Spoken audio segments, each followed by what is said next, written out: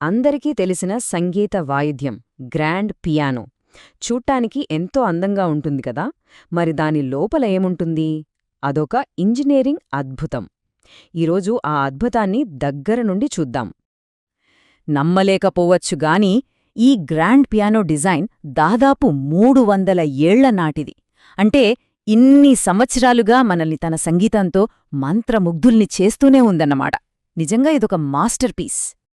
సరే, అసలు విషయానికొద్దాం. పియానో మీద ఒక కీ నొక్కిన వెంటనే ఆ మధురమైన శబ్దమెలా వస్తుంది? ఆ క్షణంలో లోపలేం జరుగుతుంది? పదండి, ఆ రహస్యమేంటో కలిసి కనుక్కుందాం. ముందుగా పియానో బయటనుంచి మన ప్రయాణం మొదలుపెడదాం. సాధారణంగా కచేరీలలో ఈ పెద్ద మూతని తెరిచి ఉంచుతారు, ఎందుకంటే అప్పుడే శబ్దం సూటిగా మనందరికీ వినిపిస్తుంది. సరే, ఇక లోపలేముందో చూసేద్దామా? ఆ మూత తీయగానే మనకు వందలాది తీగలు కనిపిస్తాయి. అయితే ఆశ్చర్యమేంటంటే ఈ తీగలన్నీ కొంచెం ఒత్తిగితో, అంటే టెన్షన్తో బిగించుంటాయి. మరి అంత టెన్షన్ని తట్టుకోవాలంటే చాలా బలమైన ఇనుప ఫ్రేమ్ కావాలి కదా, అందుకే అది అక్కడుంటుంది.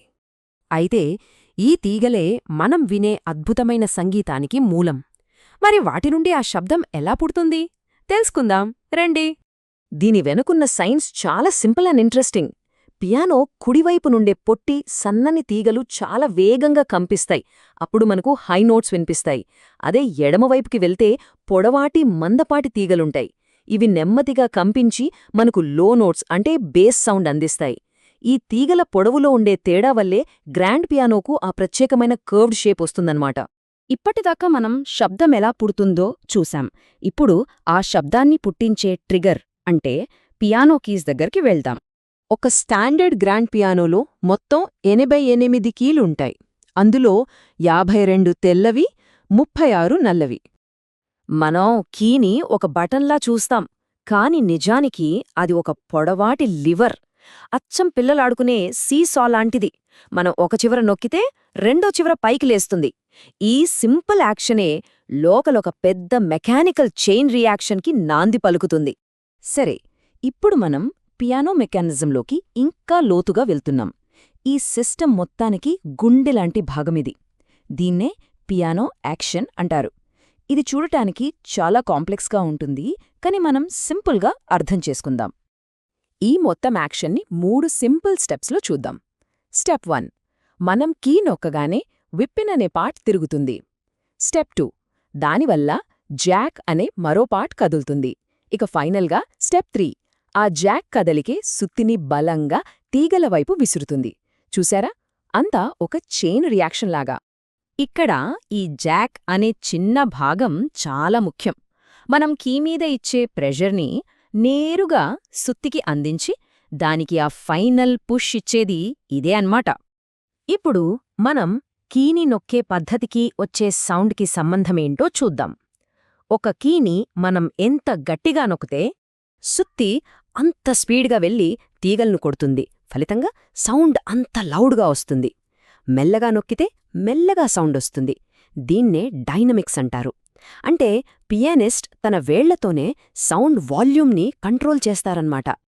ఓకే, సౌండ్ ఎలా వస్తుందో చూశాం, కానీ సంగీతానికి శబ్దం ఎంత ముఖ్యమో నిశ్శబ్దం కూడా అంతే ముఖ్యం గదా. ఒక నోట్ అయిపోయాక ఆ సౌండ్ని ఆపాలి. అది ఎలా జరుగుతుందో ఇప్పుడు చూద్దాం.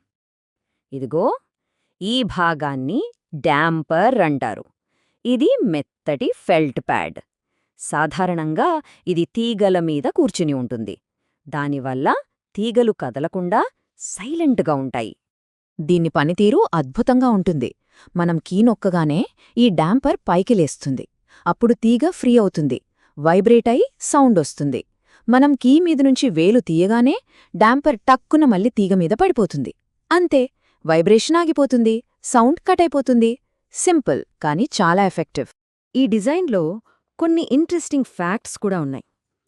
చాలా వరకు కీలు ఒకేసారి 3 తీగలను కొడతాయి. అప్పుడే మనకు రిచ్ సౌండ్ వస్తుంది. కానీ బాగా తక్కువ పిచ్చున్న నోట్స్కి మాత్రం ఒకే ఒక మందపాటి తీగ ఉంటుంది. ఇక అన్నింటికన్నా హై నోట్స్కైతే అసలు డాంపర్లే ఉండవు, ఎందుకంటే వాటి సౌండ్ ఎలాగో చాలా త్వరగా ఆగిపోతుంది. ఒక్కసారి ఆలోచించండి, మనం ఇప్పటిదాకా మాట్లాడుకున్న ఈ కాంప్లెక్స్ యాక్షన్ మెకానిజం పియానోలో ఉన్న ప్రతి 88 కీలలోనూ ఉంటుంది. అంటే అలాంటివి 88 పక్కపక్కనే ఉండి అన్నీ ఒకేసారి పర్ఫెక్ట్ హార్మోనీతో పనిచేస్తాయి. వావ్! మనం ఇప్పటిదాకా చూసింది కేవలం ఒకే ఒక్క కీ వెనుక ఉన్న కథ. మరి పియానో కింద 3 పెడల్సుంటాయి కదా, వాటిని నొక్కినప్పుడు ఈ మొత్తం యంత్రాంగంలో ఇంకెంత పెద్ద మార్పొస్తుందో ఊహించగలరా? అది ఈ కథలో మరో అద్భుతమైన అధ్యాయం.